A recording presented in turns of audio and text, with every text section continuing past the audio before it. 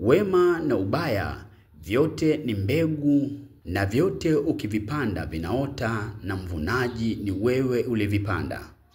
Tunakumbushana tu kwamba ukipanda bangi huwezi kuvuna mchicha, utavuna bangi. Unaweza kuishi miaka mingi ukiteseka kwa sababu kuna watu uliwatesa. Hapo maana yake unavuna ulichopanda. Lakini pia unaweza kuishi miaka mingi ili ushuhudie wale waliokutesa wakiteseka.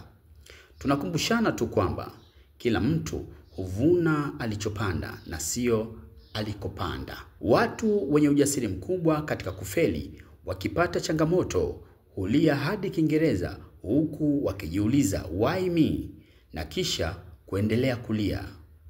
Kutenda ubaya ni sawa na kutema mate juu, lazima yakurudie. Tunakumbushana tu kwamba usimtendee mwenzako kile ambacho wewe haupendi kutendewa. Juhudi za kutumia nguvu nyingi bila akili hazitakufikisha popote zaidi ya kusaidia wengine kufanikiwa kupitia wewe. Tunakumbushana tu kuwekeza kwenye akili, maana nguvu zina ukomo, akili haina ukomo. Unaposinguana na mpenzi wako, usiwe na tabia ya kumshtaki kwa ndugu zako, maana siku utakapomsamehe ndugu zako hawatamsamehe. Tunakumbushana tu kwamba kama ukiona mahusiano yako hayasongi, songa wewe. Kupanga matumizi kwa pesa za watu ni utapeli. Kumbuka, jasho la mtu haliliwi. Tunakumbushana tu kwamba ukila vya watu usilalamike na vyako vikiliwa, maana lazima viliwe tu. Utajiri hauji kwa ubahili. Utajiri unakuja kwa utoaji. Ndio maana wanaotoaga misaada mikubwa wanaendelea kutajirika na mabahili wanaendelea kukaukiana tu. Tunakumbushana tu kwamba asiyepoteza haokoti. Hakuna matumizi mabaya ya pesa. Shida ni kwamba pesa hazipo. Ama hauna pesa, hata ukiona mtu kanunua kigari cha watoto wake, utasema ni matumizi mabaya ya pesa, bora angenunua debe la unga na maharage.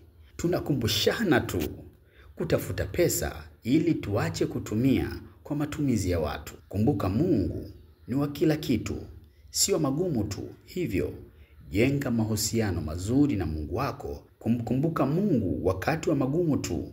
Magumu yatakuwa sehemu ya maisha yako, maana akiyaondoa utamkimbia. Hii ni Mkoi TV Online. Mimi ni Hilal Kanal. Mwandishi wa makala hii ni Dennis Mpagaze. Mkoi TV.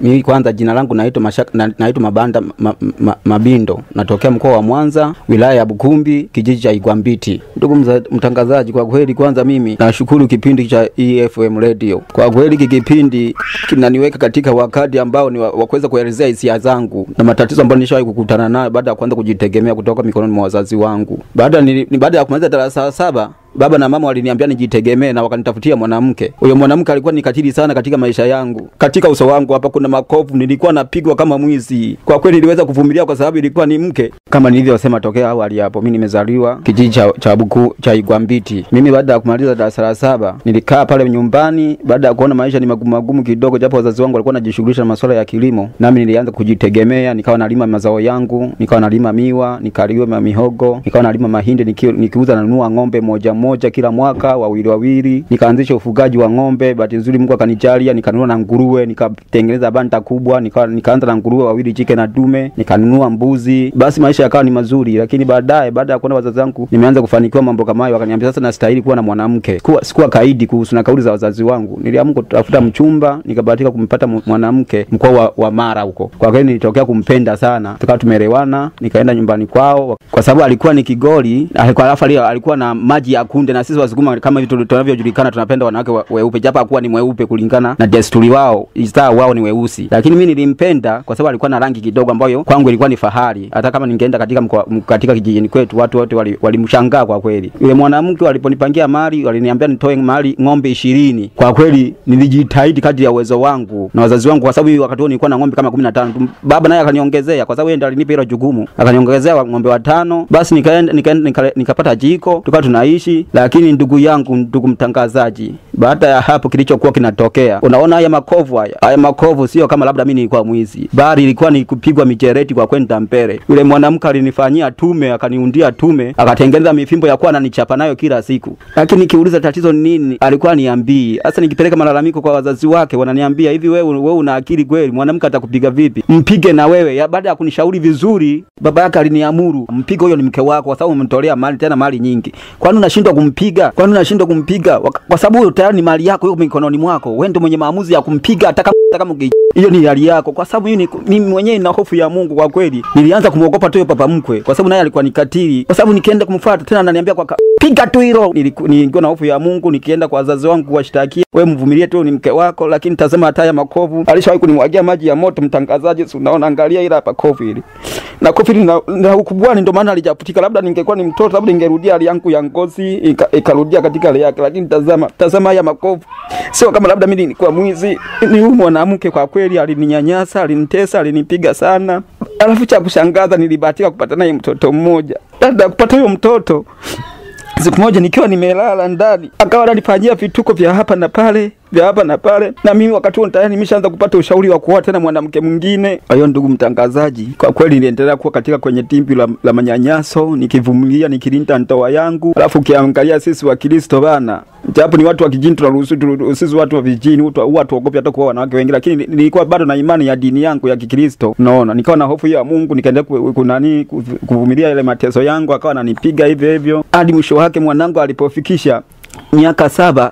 Nipo na mimi mateso yakazidi kuwa magumu makubwa, maji yakanifika shingoni. Kwa kweli uzalendo ulinishinda ndugu mtangazaji. Ukiangalia haya makovu, nimeshakuwa kama jambazi, na watu wengi wananishauri, mbona unanyanyaswa na mwanamke kama vipi, achana naye. Lakini mimi kwa sababu ni mke wangu, nilikuwa nampenda, ilikuwa ni vigumu. Sasa ilifikia hatua nikawasikiliza watu ambao walikuwa wananishauri, nikaamua kutafuta mwanamke mwingine. Japo ilikuwa sijapenda kuhusu hilo, nilitafuta mwanamke mwingine. Wakati huu tayari mke wangu naye tena alikuwa na mimba ya kuelekea kujifungua, alikuwa anataka kuelekea kujifungua mtoto wa pili. Nikawa nimepata mwanamke mwingine, lakini ikawa ni kama siri mimi na ndugu zangu. Lakini baadaye alikuja kugundua, lakini wakati huu amekaribia kujifungua, akaniambia, kwa sababu sasa hivi niko katika hali hii ya mimba, siwezi nikagombana na wewe, lakini subiri ni siku nikijifungua tu utanitambua mimi ni nani, nitakuchinja, nitakupanika kama samaki. Kwa kweli hivyo vitisho kwangu, kwa kweli mimi niliwapelekea wazazi wake tena. Asante. Lakini ndio hivyo ndugu mtangazaji, kwa kweli nilikupata katika wakati mgumu sana, kwa sababu kwa kweli ilibidi niende kwa mtemi wa kijiji chetu, alikuwa anaitwa Rumanicha. Nilipompelekea mzee Rumanicha, aliniambia, bwana wewe linda ndoa yako, vumilia hivyo vitisho, kwa sababu umeshaleta hapa, itabidi tuende hadi polisi tukatoe malalamiko ili wakuandikie, endapo litatokea tatizo lolote anaweza akachukuliwa sheria saa yoyote. Lakini kwa sasa hivi wewe kuwa mvumilivu na kuniambia. Lakini hata mimi mwenyewe sikupata wasaa kukaa vizuri niweze kuchagua mwanamke wa mkoa gani niweze kuoa. Nilikurupuka, akaniambia, wewe umekurupuka, umeenda kwenye makabila ambayo sio. Kwanza hilo kabila lenyewe linapendwa kwanza bila kulipiga. Mwanamke wa Kikuria bila kumpiga hajisikii. Labda ndio hicho ambacho wewe anakuona wewe ni kwa sababu hujawahi kumlamba makofi. Unaona, labda kama ungekuwa umemlamba makofi, labda angekuwa amekuheshimu. Unaona, kwa kweli ile mzee alinipa moyo, akaniambia, vumilia, itakayotokea tutashirikiana na wewe. Niliweza kurudi nyumbani, nikaendelea na maisha yangu. Hatimaye akaja akajifungua. Baada kujifungua asijapita hata wiki 2, alichokifanya kwa kweli ndugu mtangazaji, naumia, kwa sababu ndio kilikuwa kitoto changu cha kiume. Mtoto wangu wa kwanza alikuwa ni mwanamke ambaye anaitwa Kabula. Huyo mtoto wangu wa kiume huyo wa pili ndio nilimuita jina la babu yangu Mapanda. Aliweza kunyanyuka usiku mimi nikiwa nimelala, akatoroka naye akampeleka kwenye banda la nguruwe. Wakati wana wiki ya 2 tu, sijui wiki ya 3, alafu yeye akatoroka usiku akaenda aliko kujua yeye, akamwacha mwanangu anatafunwa na nguruwe. Ndipo nilipogundua mwanangu ameuawa na ameliwa na nguruwe. Ndio tukaanza upelelezi wa kumfuatilia yule mwanamke, ni wapi alipoelekea. Tukaenda hadi mkoani kwao, lakini watu wako wana ushirikiano wa kuweza kutuambia alipo, kwa sababu hata nyumbani kwa kumkute, na maana ni mtu ambaye alienda kijiji kingine kabisa ambako mimi nilikuwa sikufahamu. Hatimaye nilirudi japo na maumivu, nikimkumbuka mwanangu ndo alikuwa wa kiume peke yake. Niliendelea na maisha na mke wangu huyu huku tunafanya upelelezi. Nikaja nikagundua alishagawalu tena yuko mkoa mwingine, na mimi sikufa, na mimi tena nikawa nimeshasamehe tu yote hayo. Ikabidi nikaendelea kuishi na huyu mke wangu huyu mwingine na mtoto wangu yule wa kwanza, nikaendelea kumsomesha na hadi hapo mwisho nikaona mimi na mimi nitakuja kuuawa. Nikakimbilia mkoa wa Dar es Salaam huko kuja kwanza maisha na mke wangu, nikamchukua na mwanangu. Ndivyo ndugu mtangazaji, na shukuru nimeweza kukipata hiki kipindi cha FM Radio. Nimeweza kutoka tukutuku langu na tatizo ya makovu mimi sasa siwezi, hayawezi kupona tena. Labda kama ningeyapata nikiwa mchanga, lakini nimeyapata nikiwa mtu mzima. Ina maana mimi nimeshikia kuwa mtu mwenye mangeo. Mwili wote mangeo mtangazaji. Namkumbuka mwanangu mimi aliliwa na nguruwe, mtoto ambaye hakuwa na hatia. Watanzania, ndugu wa Tanzania, tuangalie na makabila mengine ya kuoa, na vile vile tujifunze kupitia makabila, tuyaelimishe. Watu tunatakiwa tuishi, sisi ni wa Tanzania. Mwalimu Julius Kambarage Nyerere tuachia upendo. Alituachia mambo mengi ya kutuhasi ili tuilinde amani ya Tanzania na mikoa yote. Jamani, sisi wote tuwe waelimishaji. Watu wakuli kwa nini wanatutesa sisi wanaume? Kwa nini? Hebu jamani, asante nyinyi watangazaji, mngekuwa mnaenda toko vijijini huko kwenye mikoa ya mbali, mfike jamani, mwe mnaoji kuna watu wanateseka, kuna watu wanateswa na wake zao, hawana taraha ya familia. Kwa kweli inaniuma. Kwa kweli ndugu mtangazaji, hadi hapo mimi nishagaumia sana, lakini wito wangu ambao napenda mimi kutoa katika nafasi niliyoipata adimu kwa mtu yoyote, kwanza watu wa mashirika, wasanii wanaoelimisha, na viongozi wa dini, na watu wote watakaoguswa na hiki kipindi. Jamani, msingalalie mkoani Dar es Salaam tu peke yake. Jamani, watu wanateseka huko mikoani, wanafanya mambo ya ukatili, watu wananyanyasika, watu wanachomwa moto, watu wanakatwa mapanga mkoa wa Shinyanga. Jamani, kila siku watu wanalia. Huko mkoa wa Mara ndio kabisa, watu wananyanyaswa na wake zao, wanapigana wao kwa wao, watu wanapigwa hadi wanachomwa moto. Kwani jamani, nyinyi watu wa vipindi kama hivi ndio mnatakiwa nyinyi muende mpenye huko ndani, mkatoe elimu na mkapate kuhoji watu wanavyoishi, yani mpate mazingira watu wanavyoishi ili mpate kutoa elimu. Mimi nimefurahi sana kuja hapa na kupokelewa katika hii FM Radio. Wenye matatizo, walio na matatizo, walioguswa huko mikoani. Wewe kwani nauli kutoka mkoa wa Mwanza ni shilingi ngapi? Ni shilingi 50. Njoo upate kipindi uweze kutoka utoe yako ya moyoni ili watu wapate kujifunza. Jamani, twendeni mkaelimishe huko.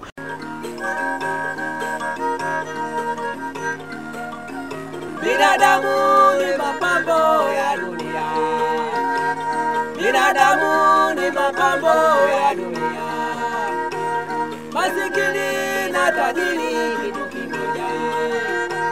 Masikini na tajiri kitu kimoja. Yote hayo ufalme uko kwa Mungu. Yote hayo ufalme uko kwa Mungu. Nikoi TV.